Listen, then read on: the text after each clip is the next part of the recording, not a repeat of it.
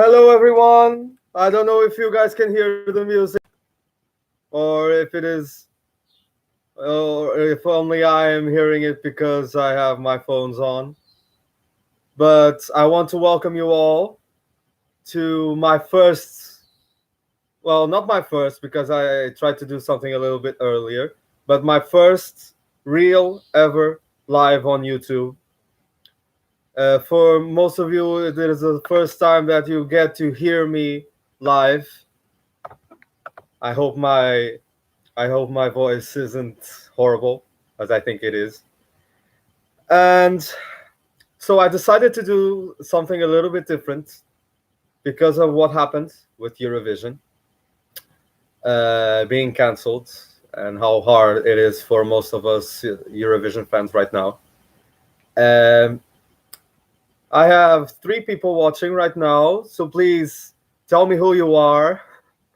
Tell me who you are. Say hi. Say whatever you want to say in the comments. Feel free. I just want you guys to be comfortable, to have fun with me, as pretty much I have to do the hard work, which is talk.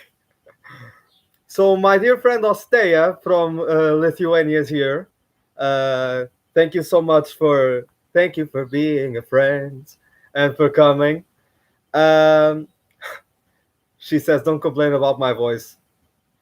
Well, I'm the owner of my voice, sadly, and I think that if someone gets annoyed about my voice, it has to be me. Sadly, or well, forget about it. That's not important right now. What is important is that I've done this different thing to talk about Eurovision 2020, about what happened, about what evolves in what we have so far up to today, the 19th of March. All the songs have already been picked for the eventual Eurovision if it were to occur. And I just want you guys to ask me anything about the songs, the national finals, about any artist, so what I think about each artist. I want you also to share your opinions about the songs, about the national finals, about the artists themselves. Feel free, write whatever you want to write. This is only something for us to have fun. Alstea, a little bit earlier, was asking me about. Excuse me, I have a little bit of a problem with the lighting. She was asking me about Melody Festivalen and what I thought about it. Well, as a national final, Melody Festivalen is a huge reference for most of us. And I remember that I was on a train coming to Ovar, where I come from, here in Portugal, because I'm from Portugal. If you didn't know, excuse me, just for a bit. Okay. Um. So Melody Festival and good songs this year. It had generally a nice quality. And I remember coming from the train, coming to my house, and figuring out that daughter or the mamas could win. And my actual favorite of the whole competition was the mamas. So I was very happy when I saw that they had won. And overall, I liked Bulletproof. It was a nice song, but not one of my favorites. Even though I know that it is something good for a radio show, for something different. I really liked it as well. If not the Mamas, I would really like to see either Anna Bergendahl or Clara with Nobody going to Eurovision. Those for me were great songs. Oh, here's my friend Manuel. Hi, Manuel. Como estás? Um, Manuel, if some of you don't know, he has already participated in some of the contests I usually did here. The different concept of contests, And interestingly, him and I watched all the semifinals and the final of Festival da Canção, our national final together. And he pretty much around me is the main person I talk about Eurovision and what happens with Eurovision artists and artists from Festival da Canção. That I think it's something that he knows much more than I about former artists of Festival da Canção, former songs. I tend to be a little bit more close to the actual Eurovision instead of Festival da Canção. At least you like Daughter, my fave. Well, I have to be honest. Okay, this is going to be a little bit hard to say. When I saw many of the tops, and I saw that Daughter was the main favorite to win, I was a little bit worried simply because the song is not exactly in my style. Because I know that had it won, it would have been a great choice for Sweden. It would do very well. It had a nice staging, was different. It played with a lot of technology and what we have new now. But I just wanted something a little bit different. Just a personal opinion, just for me. Yes, we've made some Festival da Canção parties this year. Not only this year, but last year we saw one of the semifinals of Eurovision together, the one that Portugal participated, and I'll talk about that a little bit later on. Chris KB says, hello, how about what was your least favorite entry? Thank you for joining, first of all. My least favorite entry from this year, from all the national finals or from the 41 songs that eventually were picked? From the 41, I have to say my least favorite as of now. And once again, my weird choices come around. I think my least favorite entry, and you guys have to forgive me for this, as of right now, the one that keeps going on in my mind is Georgia. Take Me As I Am. It has real potential to be a great song, but from the first time I heard it, I found some things in the lyrics a little bit weird. But it has potential. It could be a very good song, I have to say. Overall, for example, in Portugal, we had 16 songs with our Festival da Canção. It was interesting because I like to notice out that I think that we do music so differently from the other countries, and I'm a little bit suspicious because I know that many of the songs, when going to Eurovision, I don't think they would go as well as many of the others. But I really like them because of the quality, because of the class that they give. But there were some, like 2 or 3 songs from Portugal this year that sorry to say that I didn't like. And I don't think that they deserved a chance to go to the actual Festival da Canção. Manuel says, we need to repeat our Eurovision party next edition. It's so sad that's only going to happen in 14 months.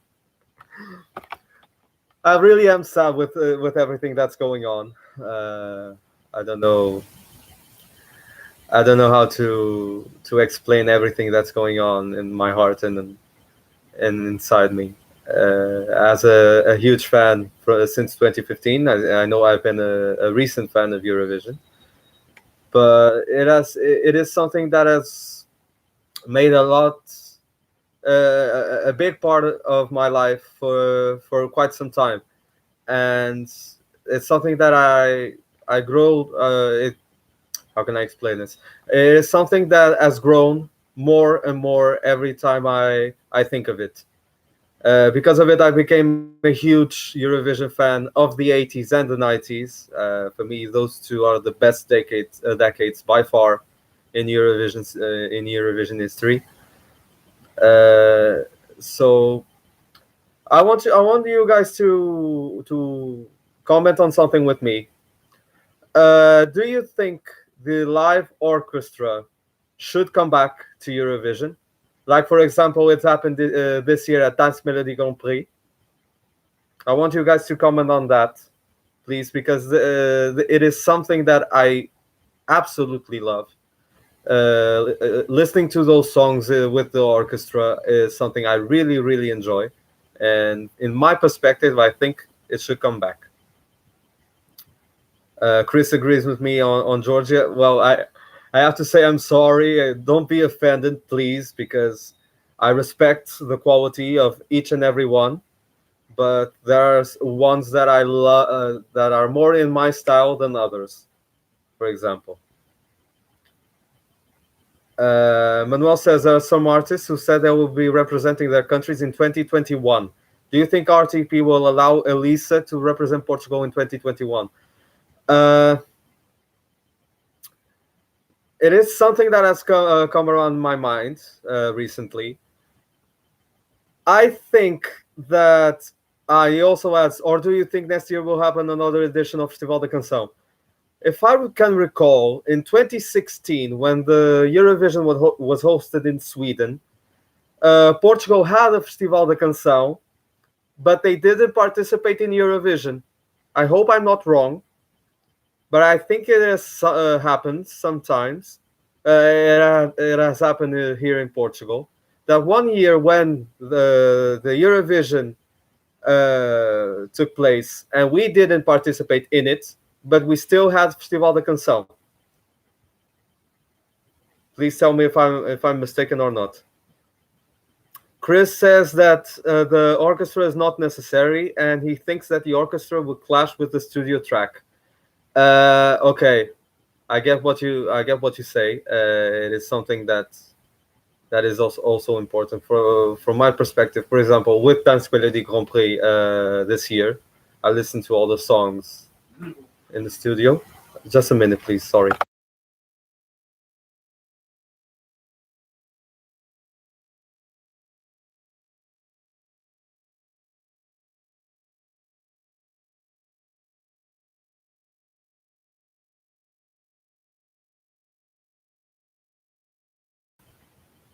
Okay, sorry guys. Something happened with my grandfather. He needed something. I was talking about Dance Melody Grand Prix. I listened to all the songs with the studio version and live, and I have to say I liked some of them more live than actually in the studio version. I became a huge fan of Bye Bye Heaven by Jamie Talbot and Benjamin's Faith. I loved the rhythm. I love the groove of that song.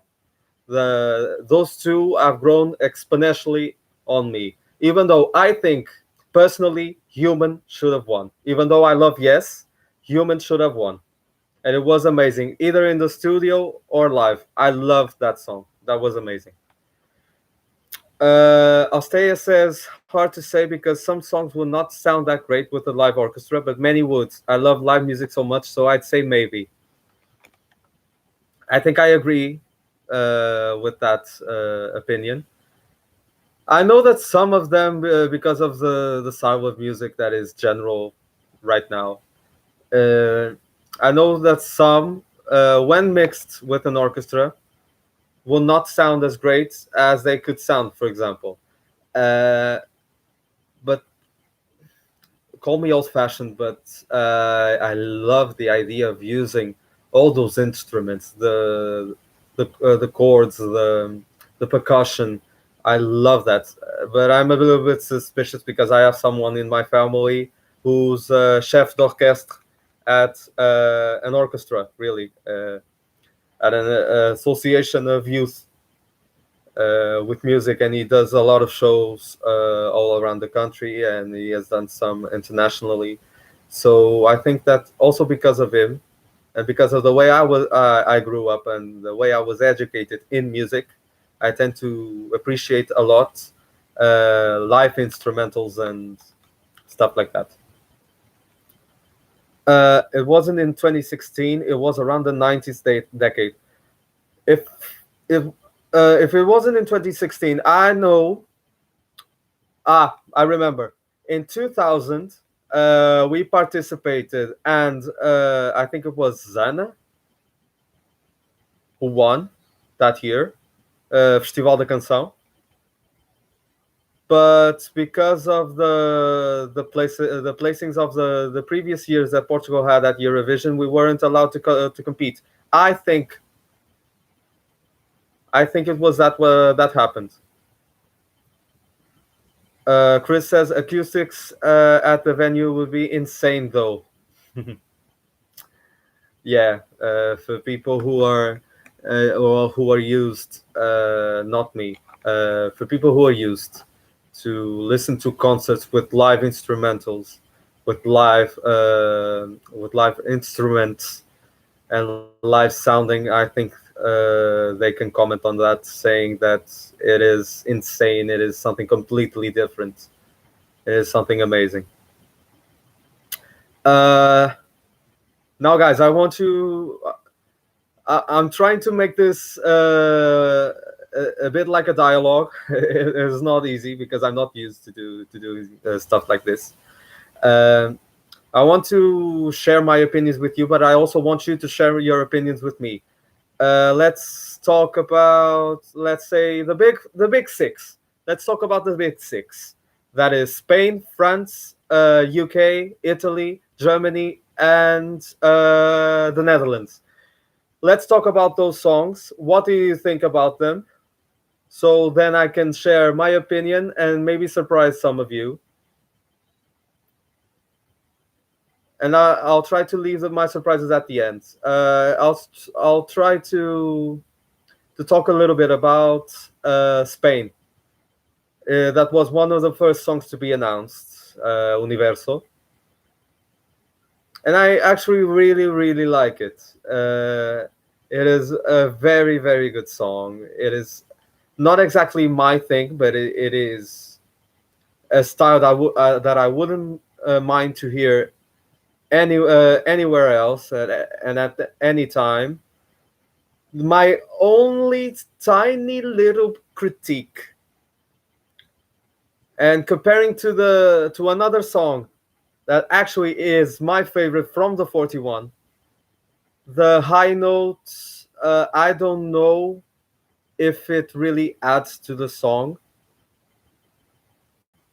or if I would have done it a little bit differently, because I think Blas has an amazing voice. He's a great singer, great artist, but I don't know if making that effort with that note compensates what he's trying to do with that song. Please tell me what you think about it as well. Feel free to comment on it, or if you have any other questions around Eurovision, feel free to ask. Uh, Alstea says this year Big Six is not very strong, though they're all really good. There's one song, I think, yeah, there's one song that is in the tops for me. It is absolutely amazing. I don't think I ever expected something that amazing. It is not exactly my style, but it is a very good song, because it is powerful. It has a very nice message, and it tries to convey something, some good and warm feelings with the way it is sung. And that for me is the UK. That is such an incredible song. My last breath is absolutely amazing. Much better than their previous two songs, Storm and Bigger Than Us. It is very good. It's such a good quality song, and I really hoped that had Eurovision continued on and actually happened. I really hope that the UK would go and finish on the left side of the scoreboard for once. They really deserve it. They're trying. They are a great country with music with excuse me, a country with great music, with great quality singers, and I think they deserve a lot more attention in Eurovision that the attention they're getting right now. Chris, from what it seems, he loves the German song. Let me just say, it is very nice. It is different. It is original. I really enjoyed the effort that Germany did this year to do something different. Not a song exactly in my top 10, but I have it quite high in my top. It is very cool, very trendy, very now. Um, Great efforts, I have to say. Well done, Germany, for trying to come back after such a harsh hit last year with a song I loved. I loved Sister. I really liked that song. It was powerful. It was dramatic. And I didn't think that they deserved the 0 points from the televote. Manuel says that he loves the Spanish song, but he has serious doubts if it was strong enough to win. Uh, it is hard. Spain, nuestros hermanos de España, they had very, very strong songs over these last few years, and they always ended below the top 20, and that is something I really don't understand. With Edurne, Barei, Amaya Alfred, even with Miki, they had really, really good songs. They were all different, and I think they all try to find different ways to captivate the Eurovision audiences, and I think the fans liked it. But when it was time for voting, it didn't happen. It didn't show. At least I was happy that Mickey got some televotes last year, some nice points from the televotes, because it shows that actually people liked it. But we'll see. I don't know what the right formula is for them to keep it on. Oste says that the UK is great. Italy is the only in my top 10 from the big six, though. I really love how you describe the UK entry. It is actually very underrated. And Chris says the UK does need a little break. I want to know, why do you say that? Ostea, around Italy. Italy was one of the first examples this year that got me a bit sad about the national finals. The Festival di Sanremo, is phenomenal. It is something with a lot of class. Many of those songs were very, very classy, very, very good. I was really sad that Elodie and Andromeda had no chance at winning at the final night. What a song! What a tune that was! That was absolutely amazing. It resembled Soldi, but in a very different way. That's a bit. It explains a bit why Mahmoud was a part of the team behind Andromeda. But I have to say that from the first listen, it captivated me in a way I don't think many songs did this year. There were a lot of hidden and lost gems all around this year, and we'll talk a lot about that a little bit later on. Chris asks, you would like the orchestra back. How about the language rule? That's a very interesting question.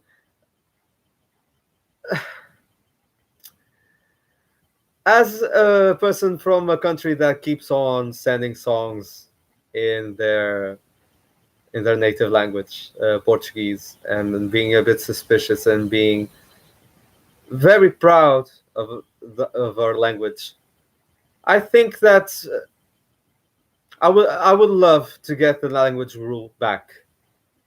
I have to say, I really like writing. That's a little bit about me. I really like writing, and one huge dream I have is to compose music, only as a lyricist. And the problem that I have is writing in Portuguese. It is very hard to, for at least for me, to find a way to inspire myself, knowing that our language is so beautiful, and I want to be proud of something I write in my own language. For me, I don't know why, but writing in English is a bit easier, or at least it felt a bit easier. I think that the language rule should be applied. Many countries have sent beautiful, beautiful songs in their native languages. My winner last year was in the native language. Uh, I want to send a big kiss. Although I know she probably won't watch this, to Yonida Malici from Albania. That was she is an inspiring person, an inspiring woman. She is very good at being herself, and Theotokos was a beautiful, beautiful song. It was inspiring, powerful, in a way that made it turn out to be my winner all along. Uh, Manel says, yes, it's very strange what happened with Spain on these last few years. Yeah, I have to say. They deserve more. Mucha fuerza España. Nosotros estamos con ustedes. Uh, Chris says they seem to get a lot of hate from the community. At least I sense that, and they don't really score high. You're talking about Spain, right?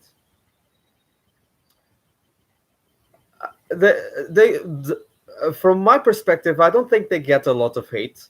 They have the Spanish, for me, are a community that are very passionate about Eurovision and about what they send to Eurovision. From what I've seen, uh, I think that Spanish fans are very nice very nice and respectful, as long as you don't break that respect with them. And I think that's a little bit like most of us really are.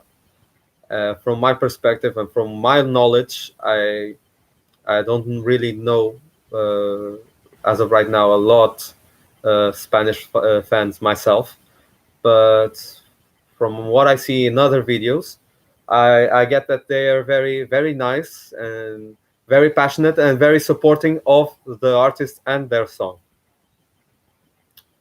Sanremo is really amazing, and I agree about the language rule. Okay. Okay. Sorry, Chris. The UK seem to get a lot of hate from the community.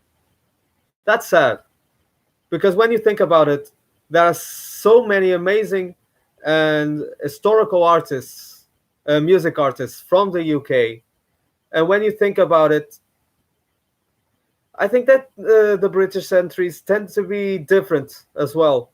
They have a different quality.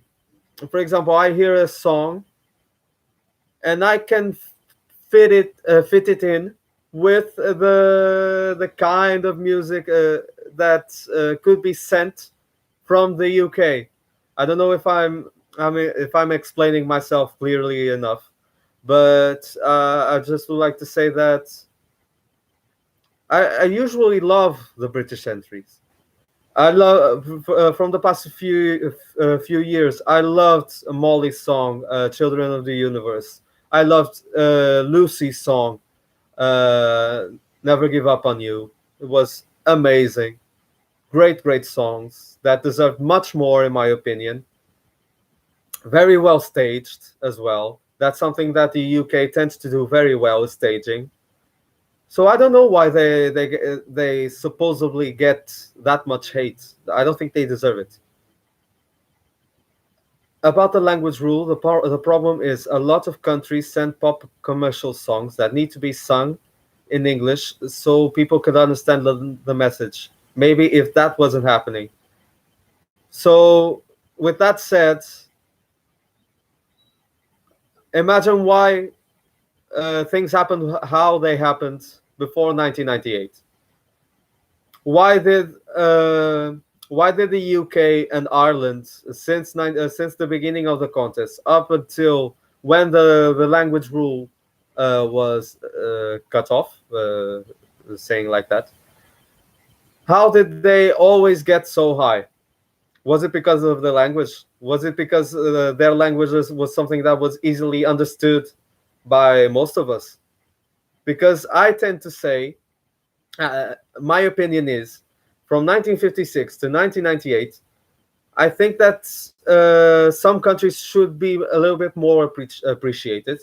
My country being one of those, because of the melodies and the way the songs are sang.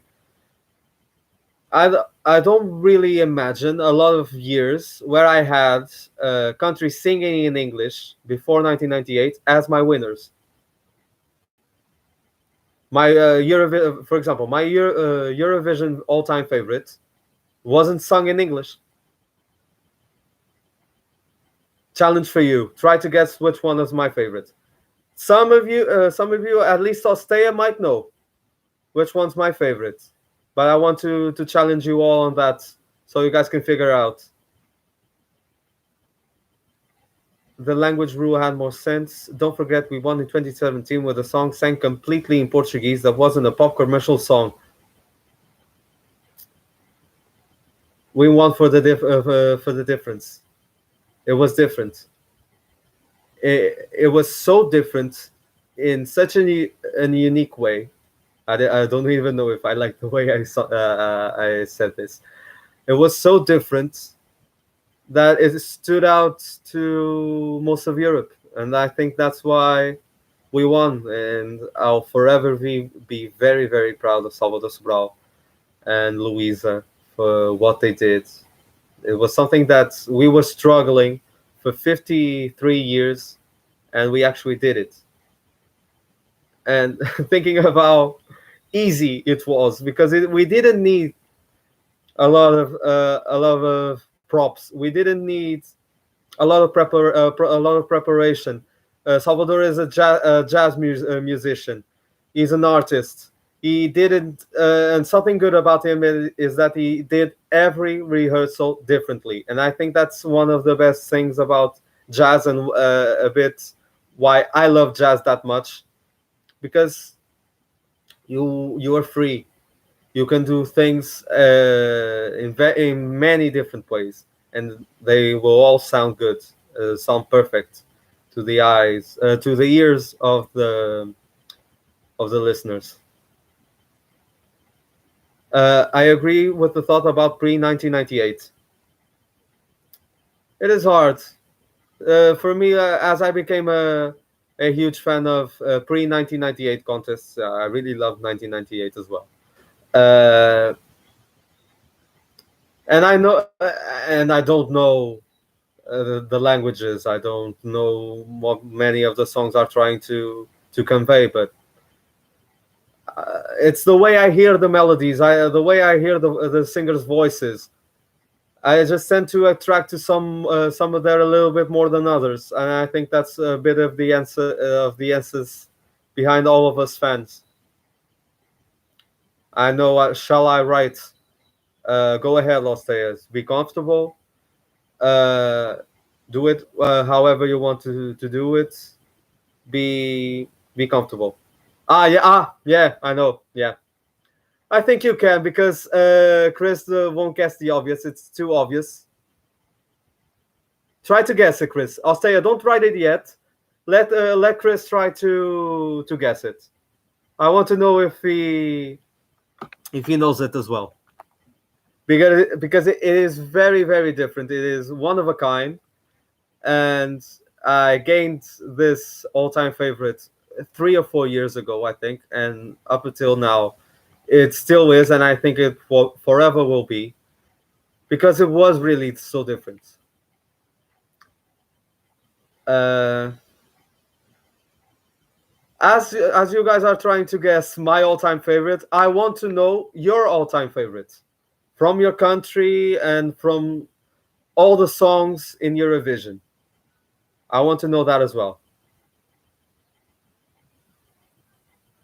So you guys keep writing, keep thinking about it, and then I'll start to talk about another part that is more related to the national finals. I want to know as well your opinions on the national finals.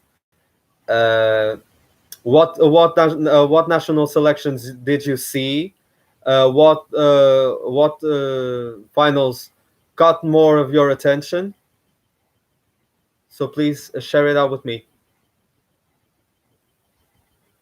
Ooh. Chris says, I guess it's not Amar pelos dois, so heck, Moist Viet.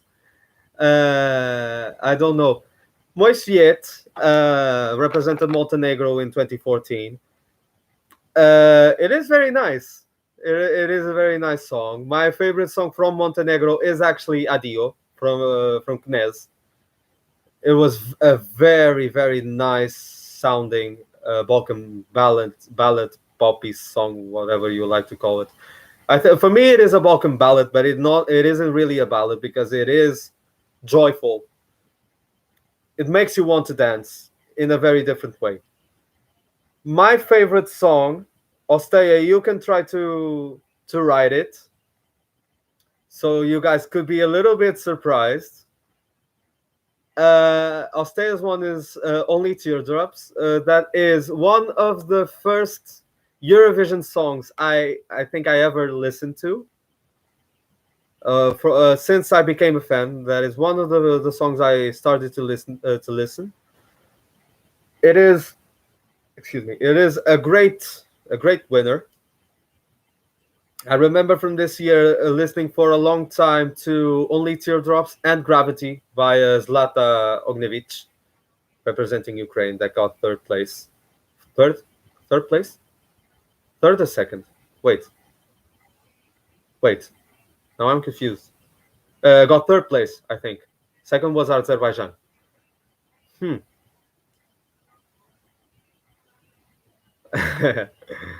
Yeah, we're very proud of it, as you can see. Manuel says that his favorite Eurovision and Festival da Canção song is a Marcos Dois.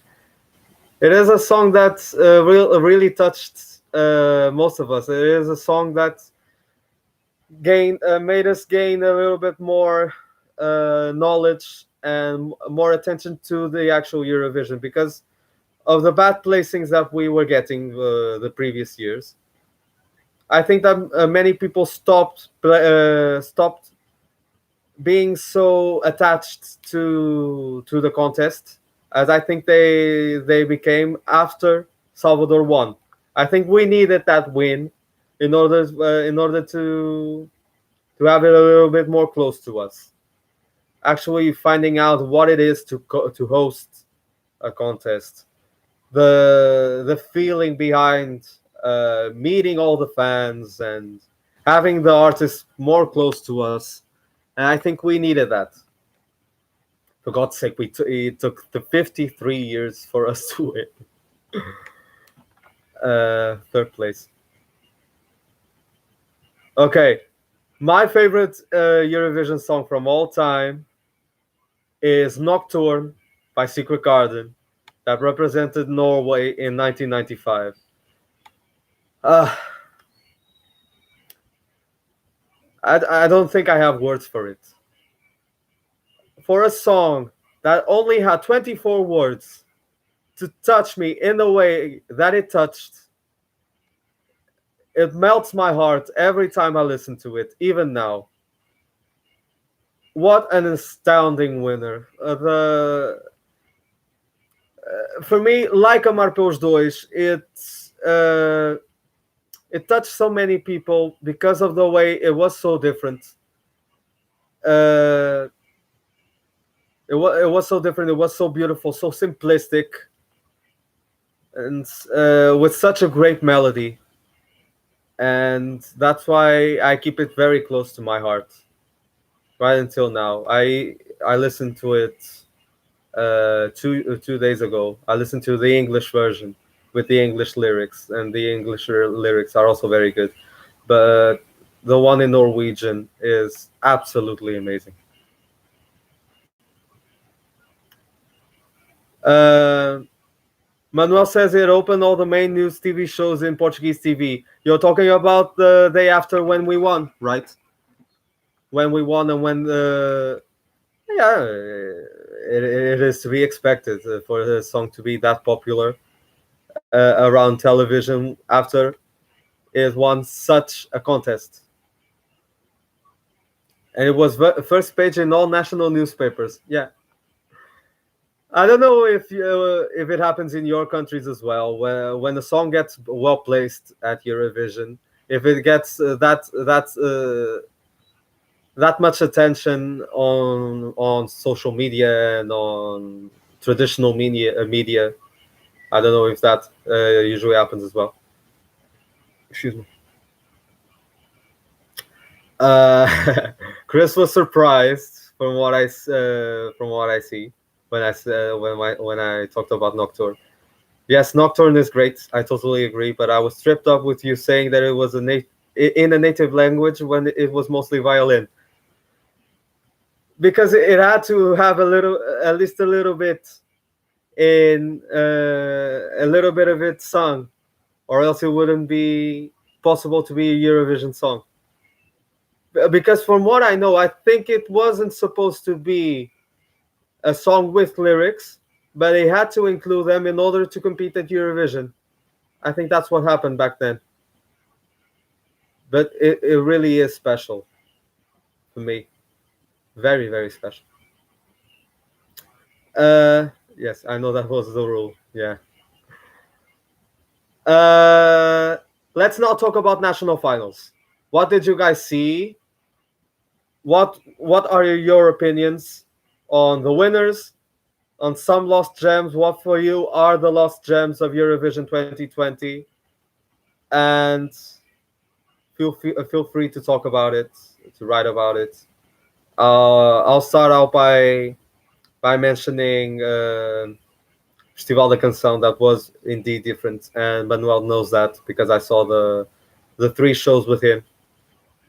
There was one song for me that, since the first time I heard it, I knew that most people wouldn't enjoy it as much as I did, uh, and you can tell by the like to dislike ratio on YouTube.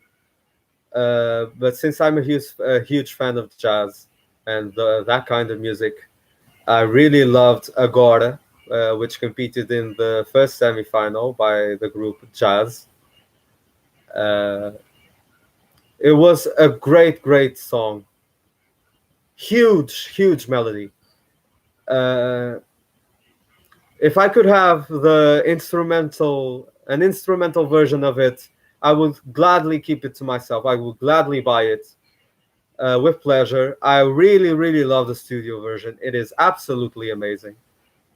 I felt quite sad when I knew that it wouldn't pass the semifinal, and a little bit more sad when I knew that the live performance wasn't 100% perfect. So that was a song that really caught my attention. Uh, in the actual final, my favorite got dead last again. Elisa Rodrigues with Não Voltes Mais, Don't Come Back Anymore. Once again, because of the style, it's bossa nova. It is dancey. I'm very attached to Brazilian music because of samba. I'm in a samba school. I really appreciate that genre of music. It is amazing. The Naruea part for me was amazing. It made me feel like it was something very native. I don't know why, but it made me feel like I was somewhere else for a bit. It was very, very well sung. For me, Elisa Rodrigues had the best voice of the grand final of Festival da Canção. Amazing song. All the best to Elisa. As melhores felicidades. She's a great artist. And we'll see what happens. Uh, Very close behind for me was Passepartout. I loved that song as well for it being different. It was a French style song. It got second place, and I was very sad when he didn't have a chance to win after the starting of the televotes because it was different, and I think it would stand out for being different. Medo de Sentir, the song that actually won by Elisa Silva. Uh, it is a very, very beautiful song. The lyrics are beautiful. Elisa is a great singer. Marta Carvalho, who composed the song, is a great artist. It was very special to see them both perform in the grand final, and I wish them both all the best because of the difficulties they had this year with the Eurovision being cancelled. I really wish them all the best. Manuel says about Agora, such a horrible staging. I don't think. Uh, I'll try to say this again. If you don't know, you can then try to listen to the song. You'll see that the two performers were performing with different kind of outfits. A base in white with stripes of many colors. For me, that was artistic, that was abstract, that was beautiful. I loved Joanna, which is the Joanna, and she is the female performer. Her dress was absolutely amazing for me.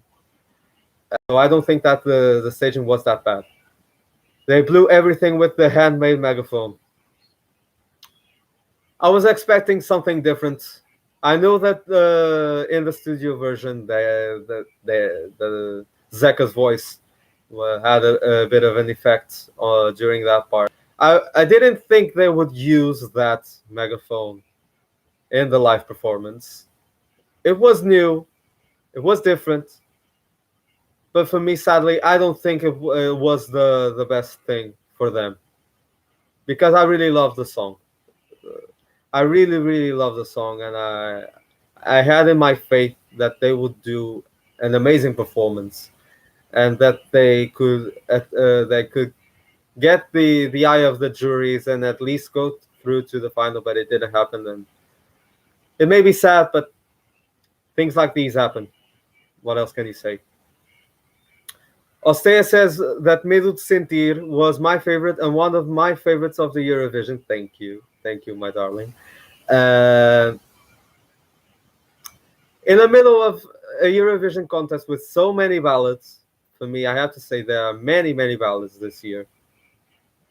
Medo de Sentir, for me, as a Portuguese, is different because of the language, because of the way it is sung. It is very touching, but I don't know if it would be that easy to stand out in the middle of such of many amazing ballads the contest has had. Passepartout didn't win because of the jury's vote, because it won the televote. Yeah, that's right. If you don't know, uh, Passepartout and Medo de Sentir. Passepartout, I think it was placed fifth or sixth in the juries, and it won the televote here in Portugal. And Elisa, that won with Medo de Sentir, got second in both the jury and the televote. And that is something that caught my attention and a lot of people's attention here in Portugal after the contest ended. That's one of the things we have to be prepared for someone, for a panel of a few people to overtake the opinions of many of us, of many thousands of us. We have to be prepared for all of that, and that's what happened. It has something very special and touching. I have no idea what it is about, but it doesn't even matter. I feel like it would have been in top 15. I don't know because many compared it to Jardim, and Jardim, even though it deserved for me a top 10, it got last place in the final. It was very very sad for us. Claudia and Isaura deserved much more than what they got.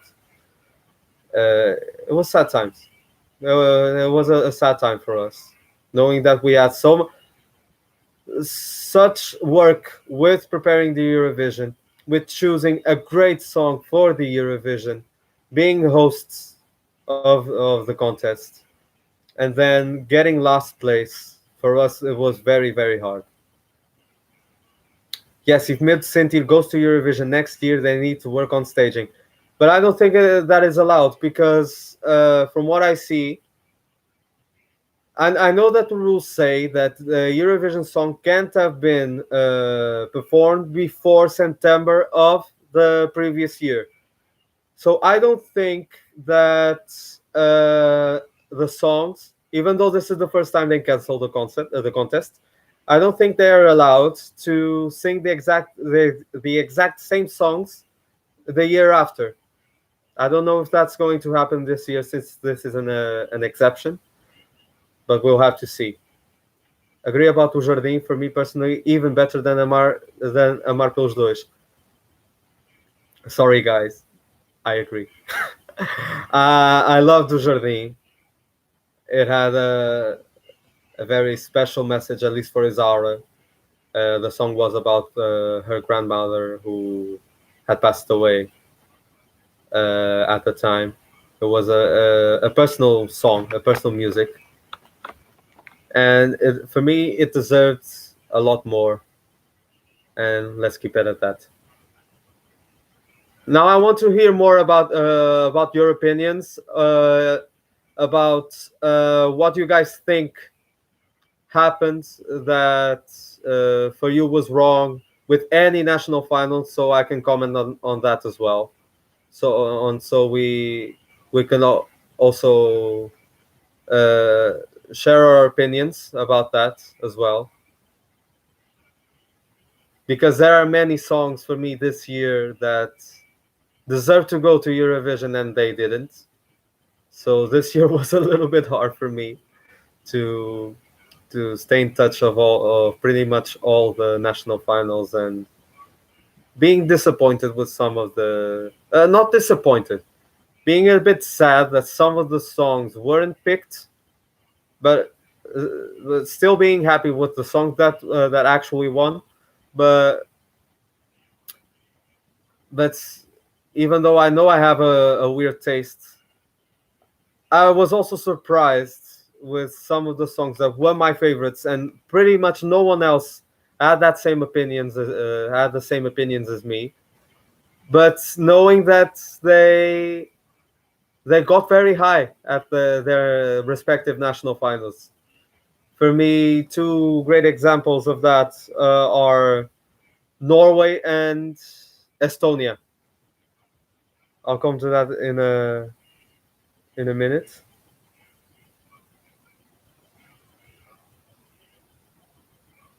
So please write about your opinions. Write about some of the lost gems of Eurovision 2020, because I want to know your opinion on what you think about it. So if we're talking about them, I will point out a national final that didn't happen. Destination Eurovision, pretty much the only one I follow because it was easy to access.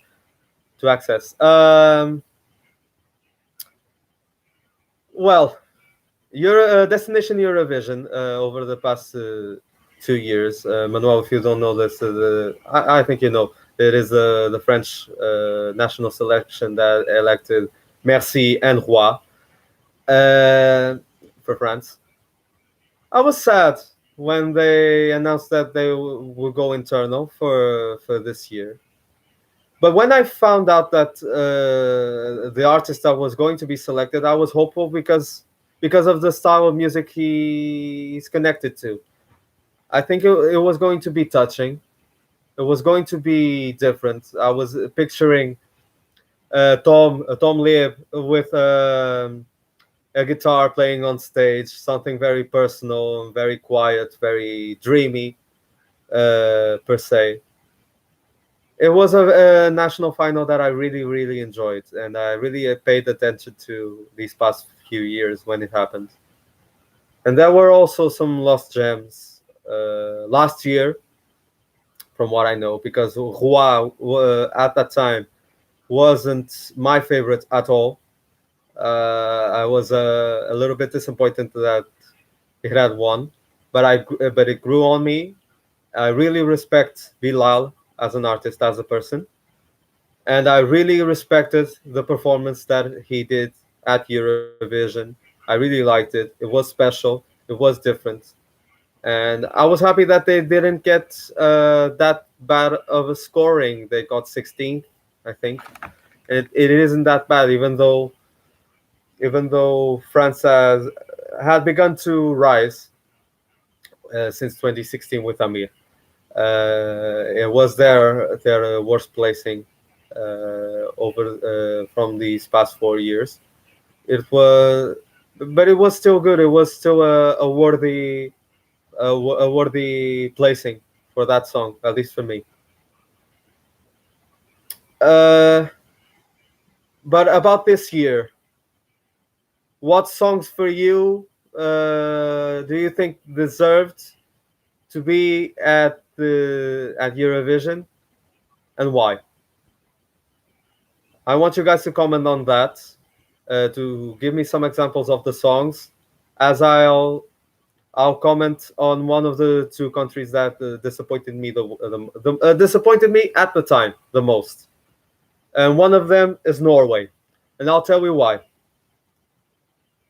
Because from the first time I heard "Pray for Me," uh, I felt very attached to the melody of the song. Christine was an amazing singer with amazing style. Very beautiful person, I have to say. Uh, and that song for me was very cool. Was different, but it was very cool. And I knew that at the final it wouldn't get a lot of chances to win, even though I know she'd work hard for it. But when I knew that Pray for Me was battling against the tension at the Gold Duel, the super final, I was completely surprised because I actually thought, oh my god, Pray for Me could actually go to Eurovision. And that for me would be something really, really amazing. Because I knew that Attention was the favorite to win. And at the time, I knew I wouldn't be mad for it winning. But, and I was a little bit sad that Pray for Me didn't win. But over these past few weeks, I have to say now, Ulrike is probably one of my favorite Eurovision artists of this year. She has one of the best personalities I've seen, and Attention is my number two right now. That song is absolutely incredible. I don't know why I didn't pay so much attention to it before, but God, well, now when I hear it, I get goosebumps. It is such a good song, so well sung, so well thought out.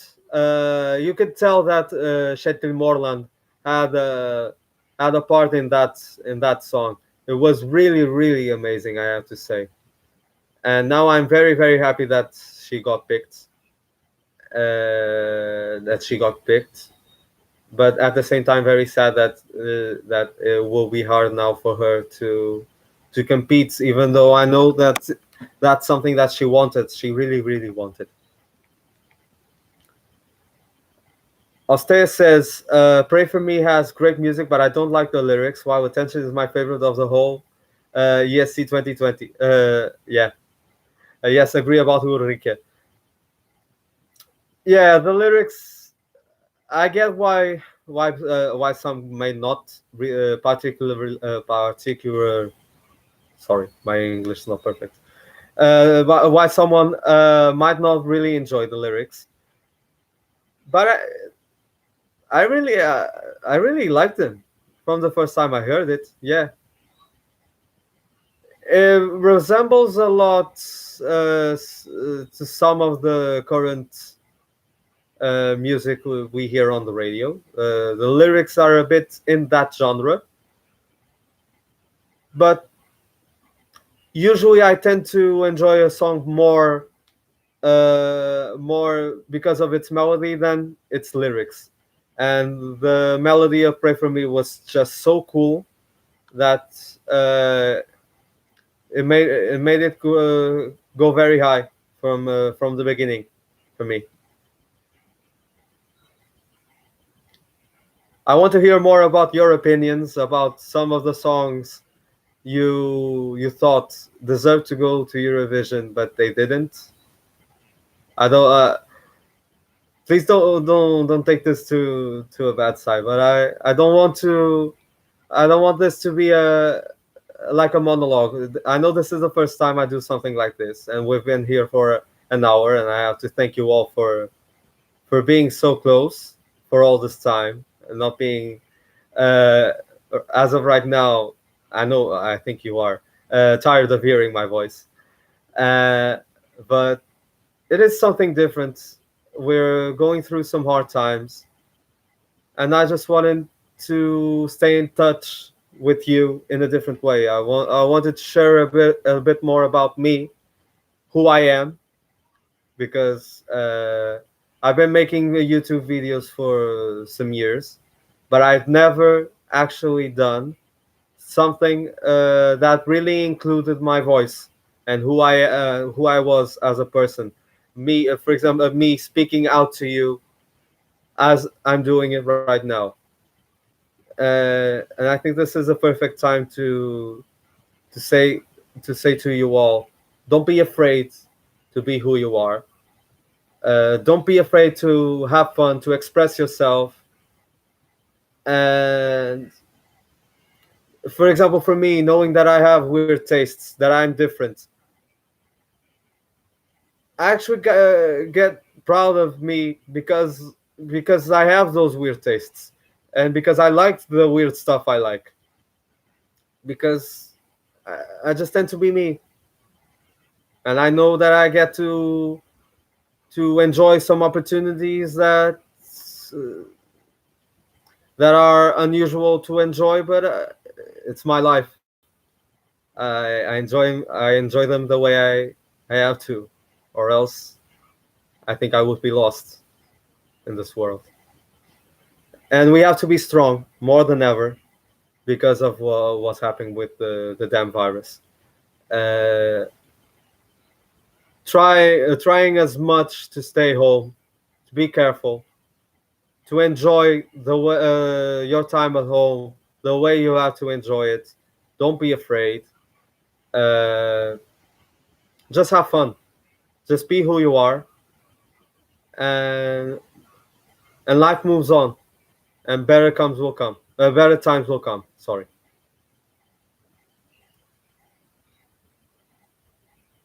Okay. I did like Daughter. Chris liked Daughter. I know that many people like that song, Bulletproof. It was it was different. Yeah. Not one of my personal favorites, but I wouldn't be very mad had it won Melody Festival, because I know that it would be a good song for Sweden. Sweden, which is also a country that has, in my perspective, when it comes to Eurovision, a particular taste of music. Uh, I have to say that it has become a little bit hard for me to have Sweden in, for example, a top five or a top 10, because in a way I get attached to their kind of music for being so professional, so well made. But in another sense, I don't I don't seem to think that their songs really attach to me. I think last year with John Lundvik, it was a step in the right direction. Him and the Mamas had such a good performance, such a good song. It was catchy. It was danceable. I moved to that song quite a bit. But and Sweden, which has been one of the countries that overall since they started competing at Eurovision, has always kept a very good quality music. I have many or at least some songs that they brought to Eurovision that I have very close and I really enjoy it. I'll try to talk about some of them a little bit later on. Uh-huh. Manuel says, "You already know what I think about the national final songs, especially about Cicciolina. We have talked already about this. This is interesting because Uuden musiikin kilpailu, I hope I pronounced it right. I don't know. The national final in Finland. It created a little bit of controversy. I think I can say it in those terms because of Cicciolina. I think it should have won. For me, it was a favorite song by far. I really enjoyed "I Let My Heart Break" by Tika as well. But I was sad when I figured out that after the jury votes that Cicciolina and "I Let My Heart Break" weren't getting that much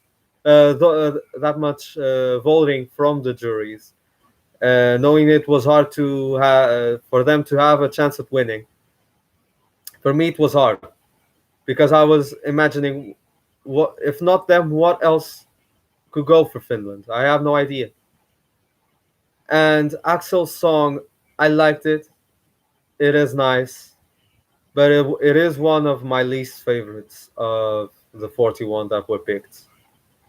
It was out of all the ballads that I heard for Eurovision, it is not one of my favorites by far.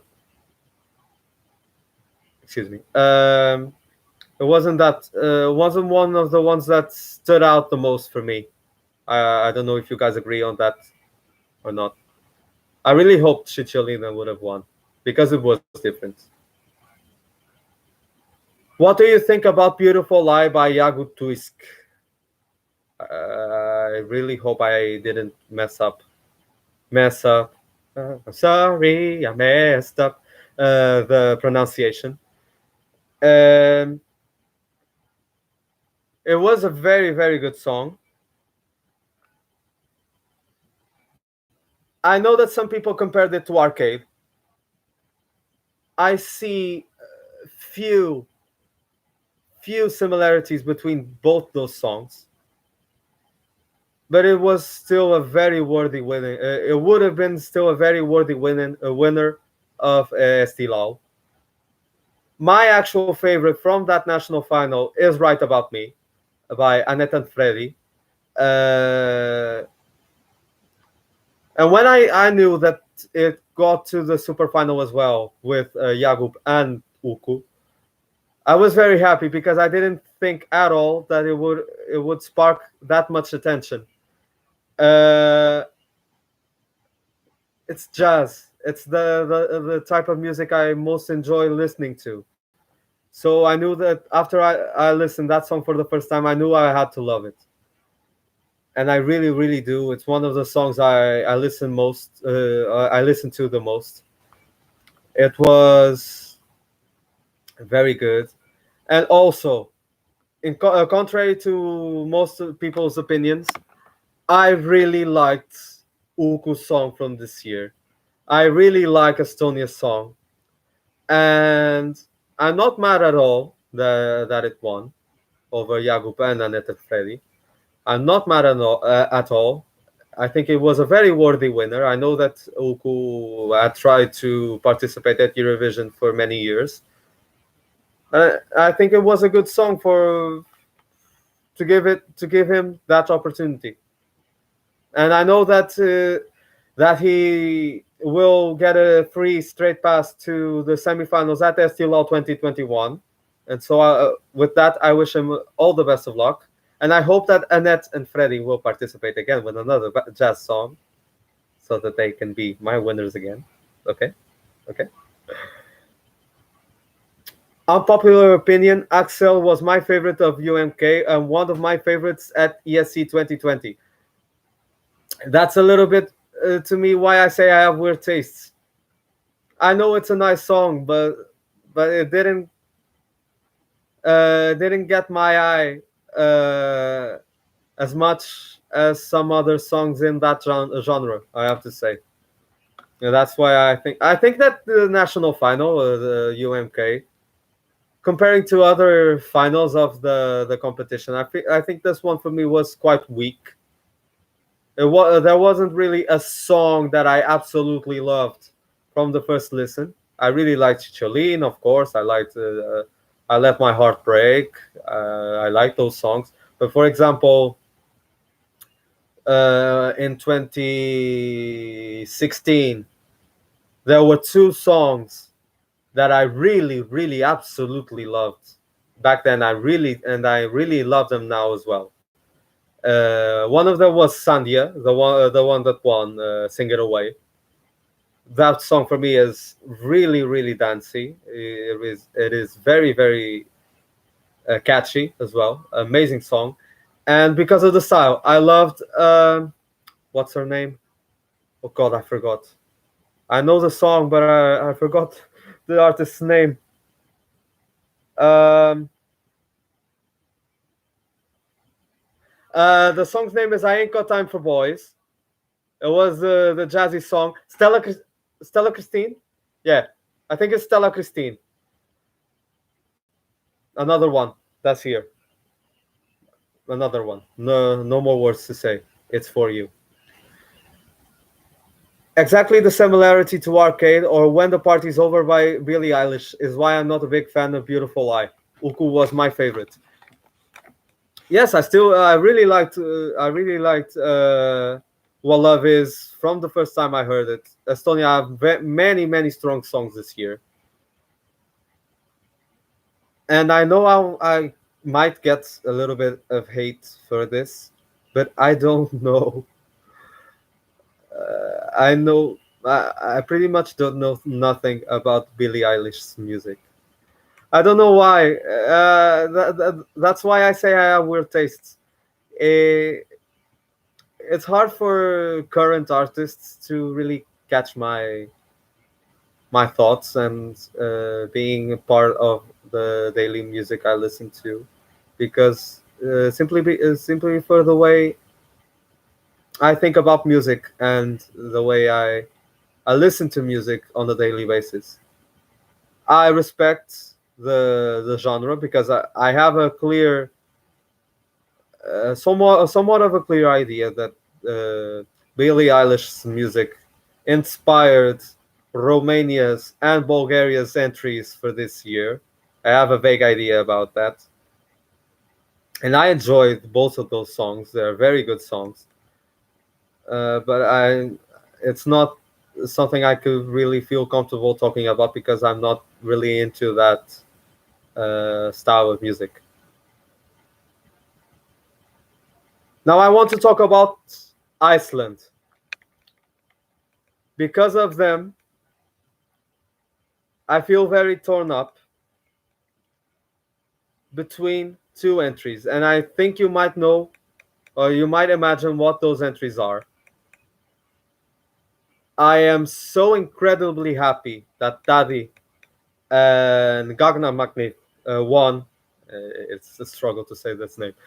Won Songvakeppnin. But I'm so sad for Eva. Oculis Fidere was and still is one of my favorite songs of the entire season of Eurovision 2020. It is such an amazing song. It is so different, so special, because of the way Eva lives her life, so to speak.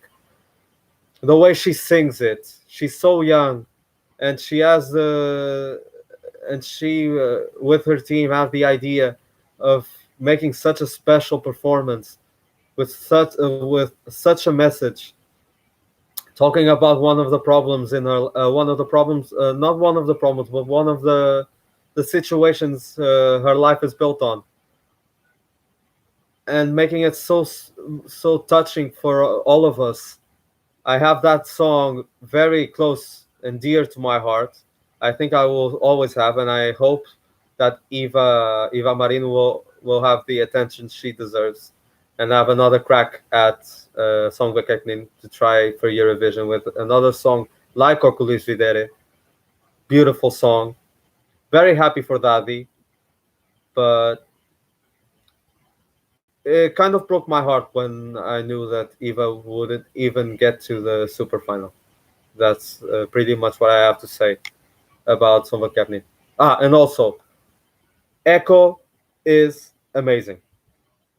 Period. Oculis Fidere should have won by far, in my opinion. Uh, in my opinion as well, but I'm also very, very happy for Dadi. I really loved, and I remember back then in 2017 when he participated at the contest again for the first time with "Is This Love." Uh, I remembered how I loved Svala's song at that moment, but now I have to say that "Is This Love" for me would be much more of a worthy winner than "Paper," even though I still really like that song because of the difference. I really support different genres, different styles of music, different artists. I tend to support that a lot. I don't know what you guys think about that, but that's the way I tend to see Eurovision artists and songs. Uh,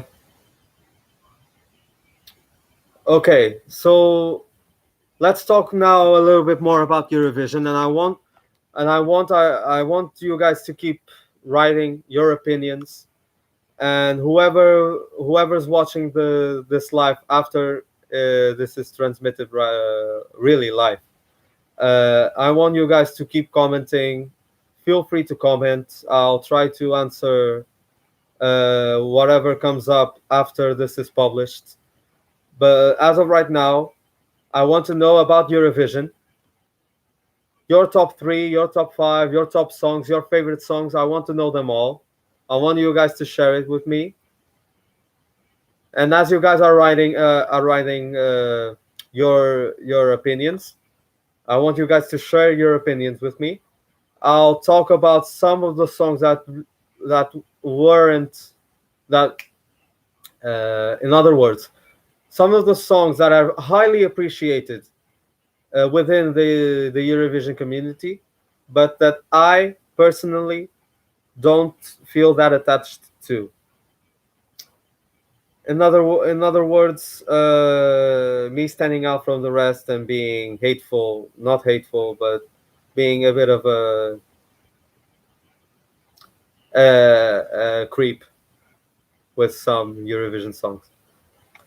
One of them, two of them, actually, are Armenia and Azerbaijan. For me, Armenia didn't have one of the strongest finals out of all of them. And I have to be honest, I didn't pay that much attention to their actual national final. The song is nice. I like it. I see why other people like it. But same with Azerbaijan. I love the ethnicity of that song of Cleopatra. But both of those songs aren't in a genre I usually tend to like. And that's why I call myself a creep. and this not disagree, don't really personally feel the same way towards those songs as most of you think. I'll say, oh, funny you say that. Armenia is my last. Funny you say that because from what I see, I think that many tended to like that song more after it was revamped. I have to be honest, I didn't pay that much attention to the revamp, so I'm not really sure on how to feel and how different I feel towards the first and the second versions of the song because for me I yeah, I didn't really pay that much attention. For me, they all sound the both versions sound similar. Uh, but my opinion on the overall song is still pretty much the same. I feel like Athena was the only one in the national final that had a good sound quality in her performance. That might be one of my issues. I didn't pay attention at all to the live show. I heard some of the songs studio versions. I didn't really see. I only saw once the live performance of that song "Chains on You," and it was nice. It was very well performed. The staging was well done, but it's just a matter of song and the way I see it. Chris says Azerbaijan was all over the place for me. I guess I would describe it as no structure or cohesiveness. Uh, when the rumor got out that Cleopatra was going to be the song for Azerbaijan, I tried to listen to the first part, and I was expecting something interesting because of the ethnicity of the melody from the first part of the song. And I actually quite like that, and I like that it uses traditional elements. But I don't really enjoy that Cleopatra part. I don't know why. I think it's just my weird opinion after all. Uh, I don't really get that attached to that song. I have to say, I'm very sorry. I love you. I love both countries. Love both countries at Eurovision. But for me, this year, I won't say it was a letdown because they both had uh, good quality songs, but not in my personal opinion, in my personal taste. What do you guys think about my winner, Switzerland? What do you, I want to know what you guys think about it, and some opinions on your favorites. I want to know what your guys' favorites are.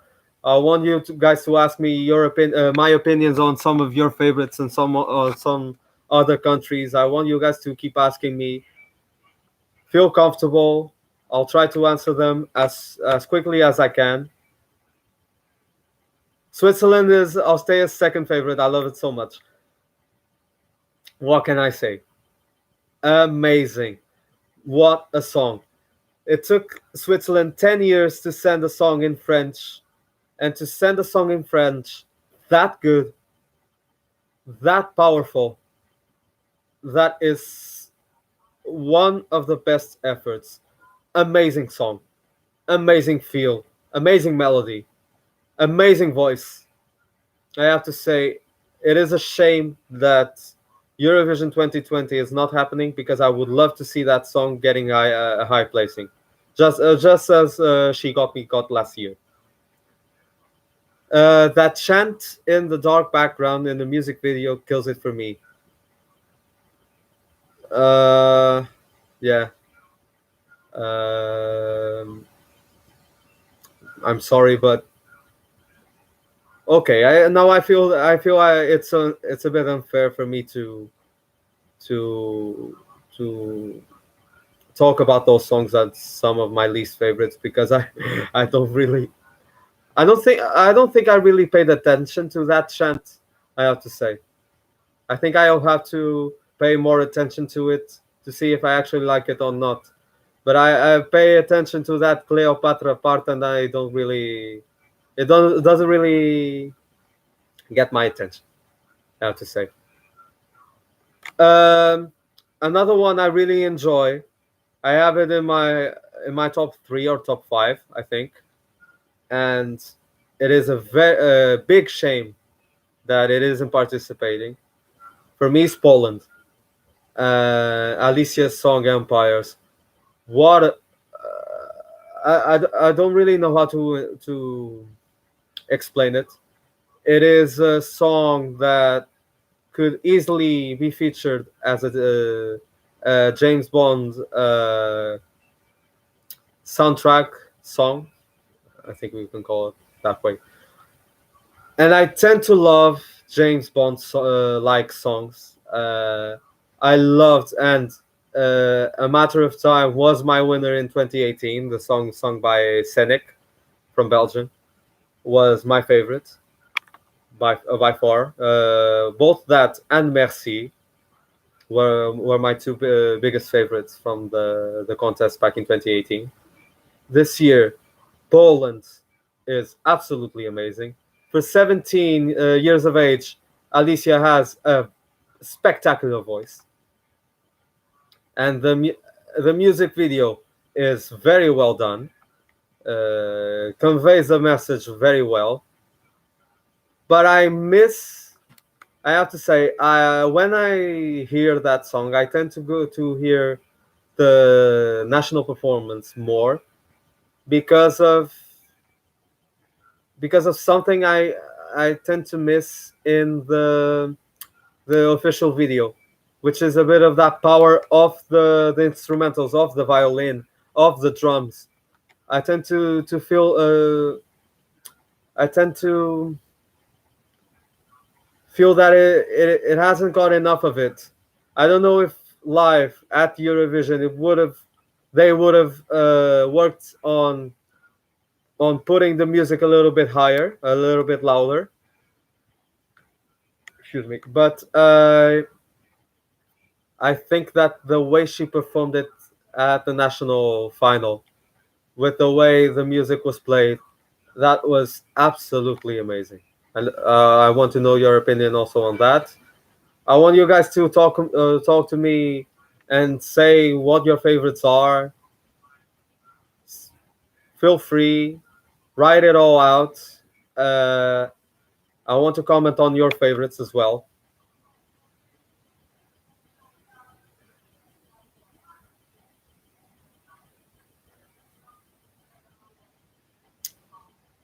Chris says, "Any interesting thoughts about Solove?"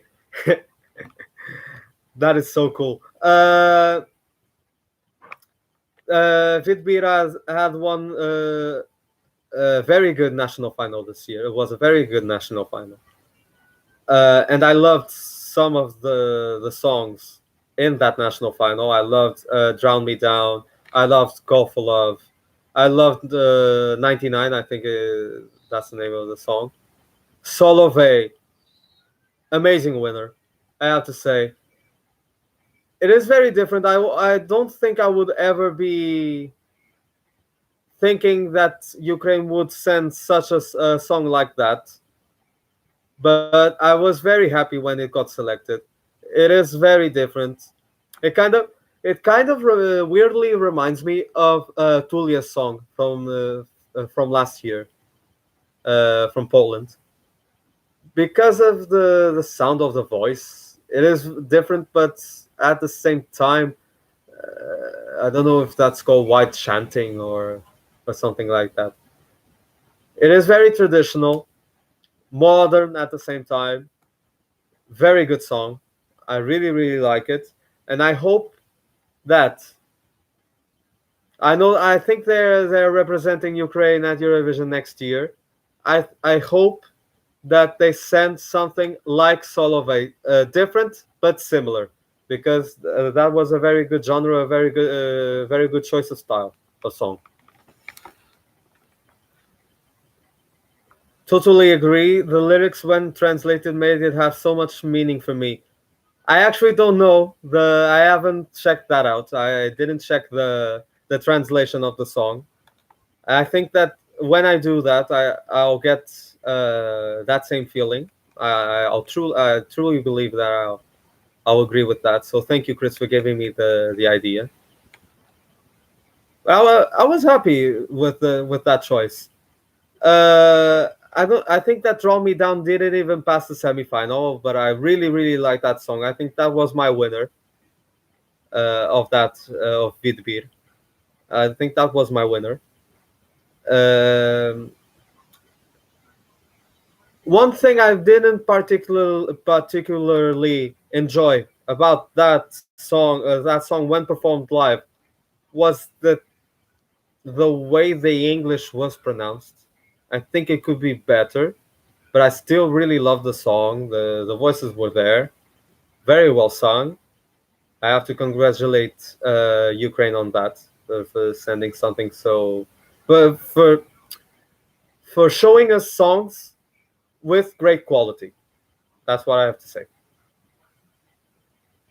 Pardon. Uh, Manuel says favorite songs this year for me: Switzerland and Israel.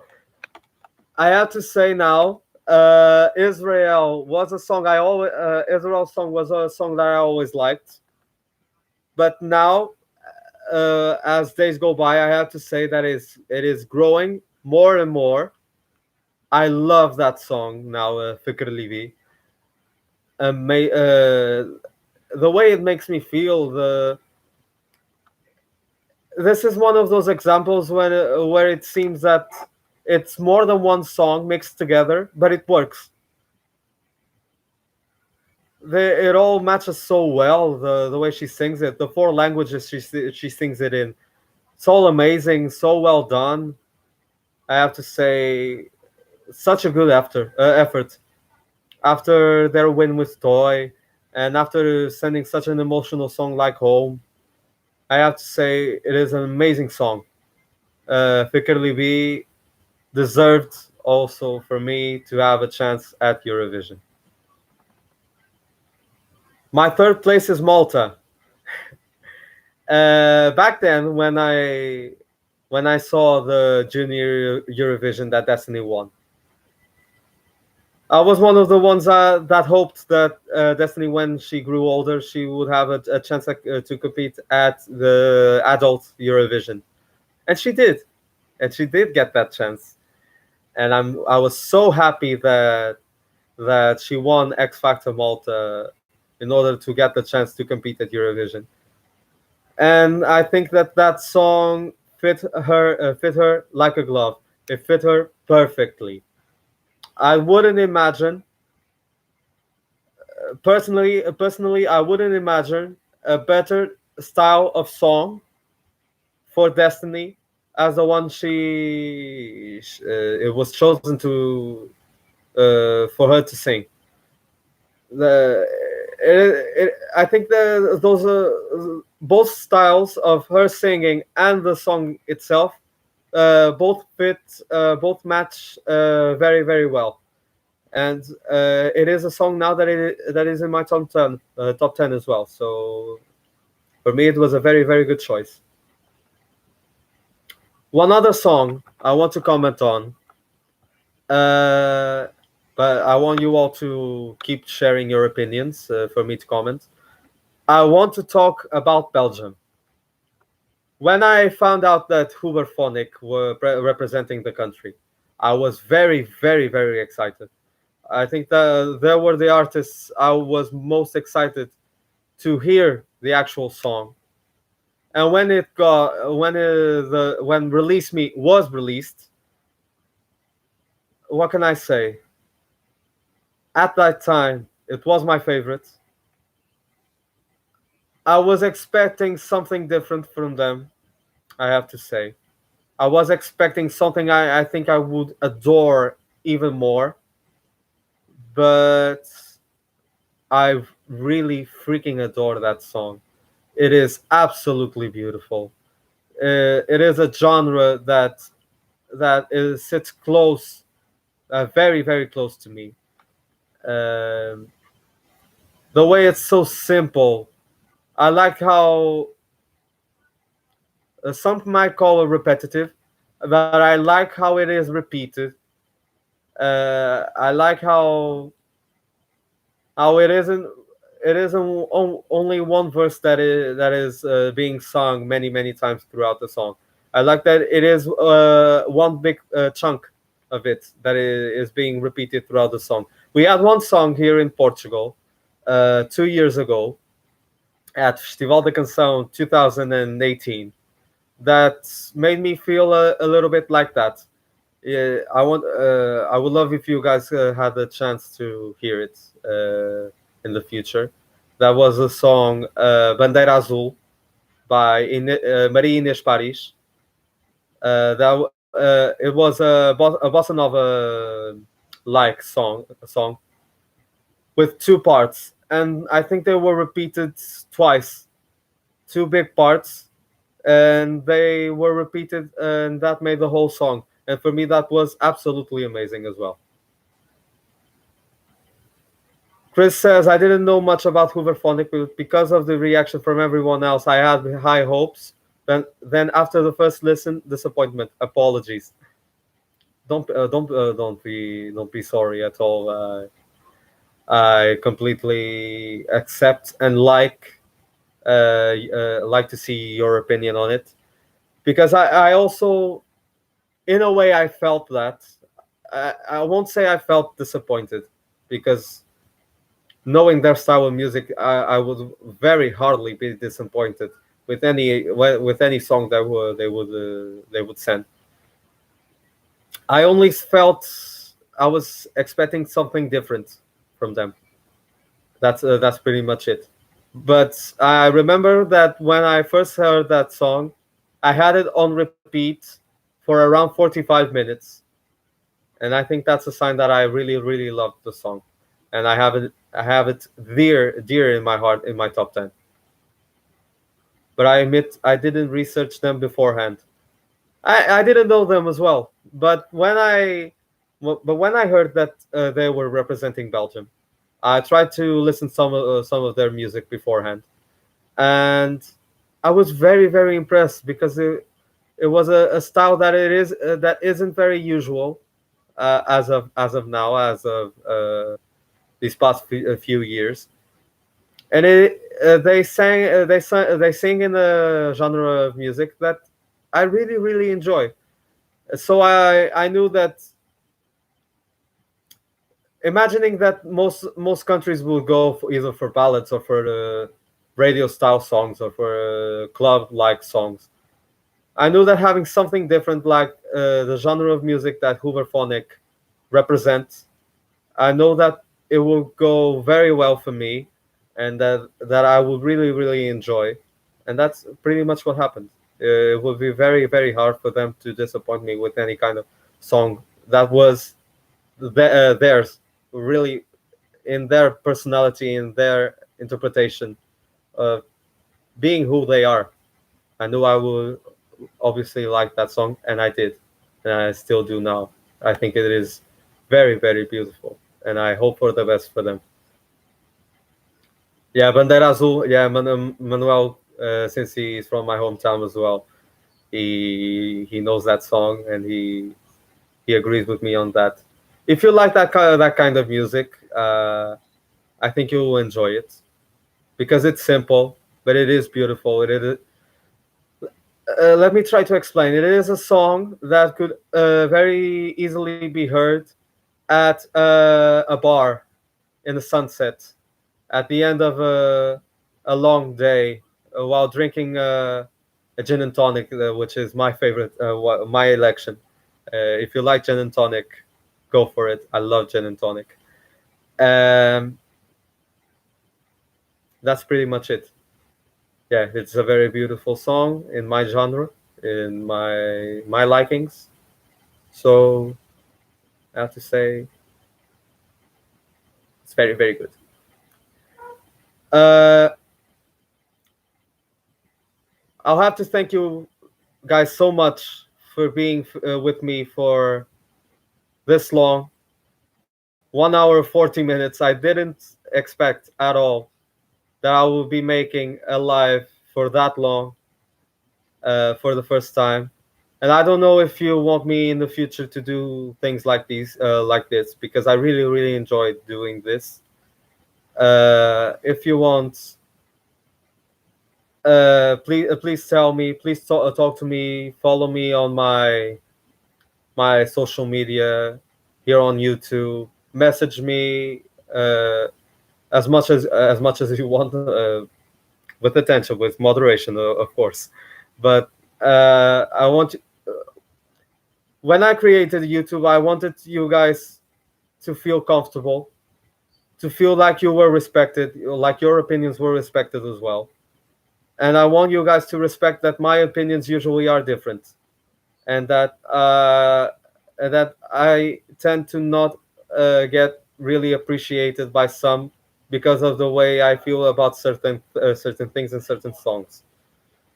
Um, so after 8 years since I created the channel, I didn't really imagine me creating a subject like this, creating a live on YouTube, and be sharing it with all of you. And I have 4 people watching this live, and I have to thank you so dearly for